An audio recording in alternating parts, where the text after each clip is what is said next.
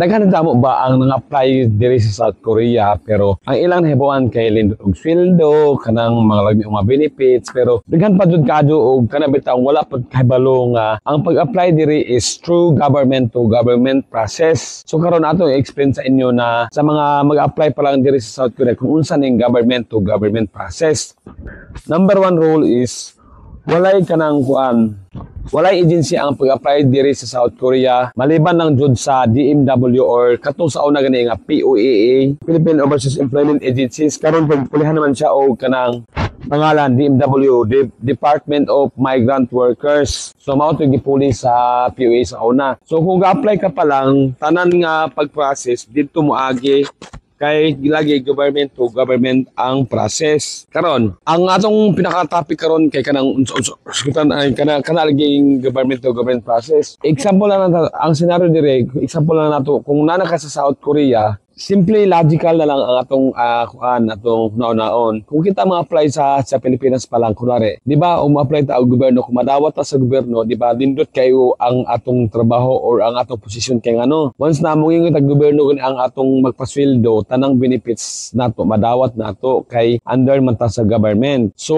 karon kung nanapod ka sa South Korea, inana pud ang senaryo, under ka na sa government. Tanang mga benepisyo nga naa diri sa makuha sa mga lokal or sa mga Korean citizen man o pareha na mo nga residents diri sa South Korea, kung ikaw usa ka nga EPS, tanan nga benefits diri makuha nimo kay under man siya og ganang government. So nagets nyo ang kanindot sa iya kung government ang process. Walay mangikil sa among sweldo sa Pilipinas kay dili man ka moagi og agency. Dito man nimo lihokon ang papel kung makapasar ka sa exam sa DMW, dito ka mo lihok nya pag-abot diri advantage sa advantage kay kaniya maghatag tag gamay nga comparison sa gobyerno sa Pilipinas o gobyerno diri sa South Korea. Karon sa Pilipinas, kung mayong gobyerno ka nagtrabaho, kala ramang maestra og mga public, mga police, unsa pa available nga trabaho nga naa sa gobyerno. Inana raman ang under sa gobyerno sa ato, diba? Kung unsa pa na diha. Diri ang government to government process diri, ang mga company diri under tanan og gobyerno. Unsa may buot pasabot ang under tanan og gobyerno. Kung ikaw nagtrabaho diri og company, kung magka-problema ang imong mga pagpanarbaho kay gidaya ka sa mga amo, kulang ang imong pasweldo, wala masunod sa tamang rules and regulation based on a labor code or labor law, dire ang maghimong kalaban sa company, gobyerno na. So ikaw kampihan ka sa gobyerno dire. Example, ako kita gilad ko sildo sa amo,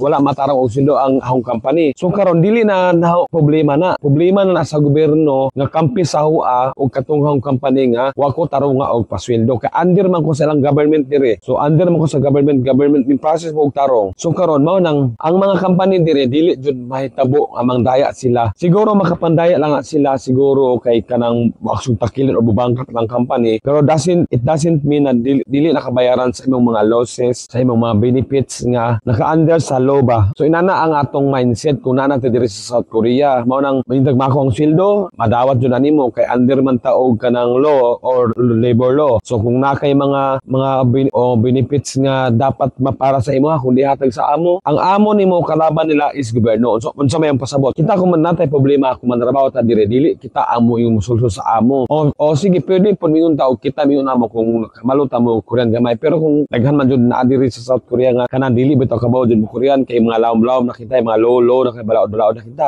Nay mga agency diri nga anang labor mga offices nga didto ka mo dong didto nimo i-explain ang imong mga problema kay ngano ang kana pong mga migrant workers diri or mga labor nay mga translator tanang countries English or Filipino, may mga Pilipina na nagtrabaho para mo translate nimo sa imong problema nya mao sila mo tawag sa imong company nga inani ang reklamo ni Mr. Kuan, Mr. De La Cruz, Mr. Kuan nga tinuod ba ni once na may investigahan nga kanang mali ang company kung unsa imong gireklamo mahatag jud sa imo ha. Pero dili po ta basta-basta mo kada gamay na lang yung gamay problema dagan dito og labor. Kinahanglan pod kabalo punta sa atong mga rights, mga das and opinions nga tama ba ni inani sakto ba ni akong gibuhat nga nung ako dapat og labor ina na ang atong proteksyon. 100% direct protektado ka sa labor kay lagi under man ka og government. Kung buot gini naon ha sa tunood lang mas daghan pa og ma-save nga kwarta o benefits ang mga EPS workers diri nga musud sa South Korea. Nga naman, number 1, libre og bay.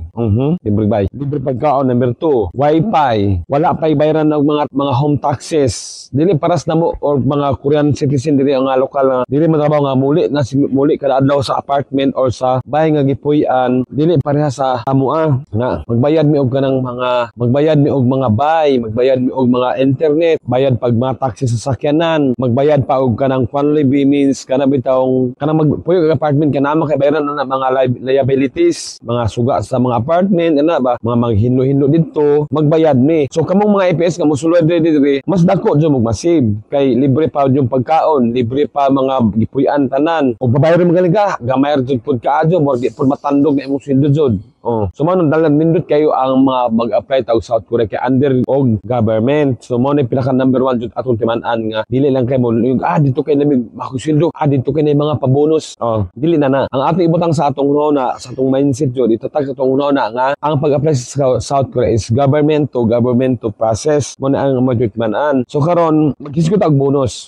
Ang bonus na diri sa South Korea kay dili jud siya mandatory or kana bitong kanang pugos. Dili na siya pugos, depende po na sa mga company nga kanang mutanaw po sa imong mga kanang services ba imong kahago ba kung dapat ba jud katagaan. Pero diri daghan pa man pud mohatag og mga bonus. Ning minor lang jud ang ubang company karon mohatag og bonus kay tungod aning ilang living diri nga nitaas pud kaayo mo nang maglisod naman sila og si paghatag bonus. Dagko kay mga bayronon sa mga kuryente, dako kayo ang basic rate nya ang lihok sa tao parehas lang ba ya. So did you get my point? Mo nang dili na jud kayo sila makatag 100% ka bonus tanang company unlike before jud nga halos company manghatag man. Karon pili na sila ang naa. Pero sa amo naman gyapon once a year murag sa peso mga 4,500 inana na gift set pod. So inana ra mong madawat diri karon nga time. So katong mga makadawat og mga 100% nga bonus kapat sa saka to expected kadto kay tiaw bay kapat ka makadawat og tag 84,000 times 4. Kay diri kay upat may ay major nga kuan diri upat may major nga kana bitong season nga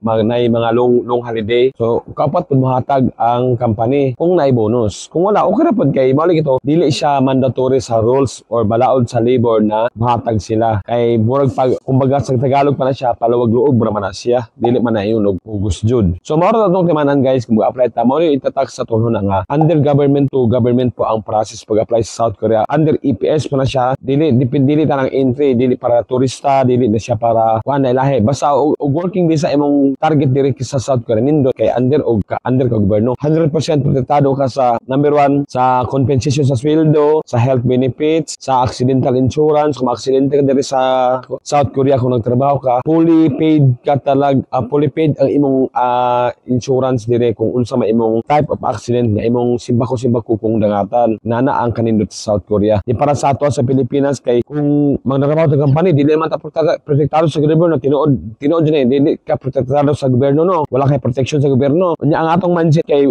di ta musukon amo kay dato mao gyapon kay tapil di matadaan sa kaso. Mao na mga mindset sa mga Pilipino sa atong company nga pinaka maot jud ato. Kita untay dapat proteksyonan mga workers kay kita mo naghatag og labor force. Mao na klarong istorya. Sama diri sa South Korea og naay mga problema ang mga workers. Situlon jud dito sa labor. Tan-awon jud og sakto ba na imong gireklamo o kinsay nagkamali. Once naay magkamali nga usa dito imong amo, magbayad sa penalty kay kabalo man sila unsay dapat sa balaod. So ingana ra ang atong simple nga topic karong adlaw na government to government po ang process diri pag-apply sa South Korea. So once again, this is Bojack Flying South Korea. Ang bisayang vlogger diri sa South Korea nga maghatag og mga idea kung unsa ang pag-apply diri sa South Korea sa sakto nga paagi. So kamo nga wala pa ka subscribe, mag-subscribe na pod mo diha. Akong ganahan pud ta mag-vlog diri nga side. Bye bye guys, kimo out ako.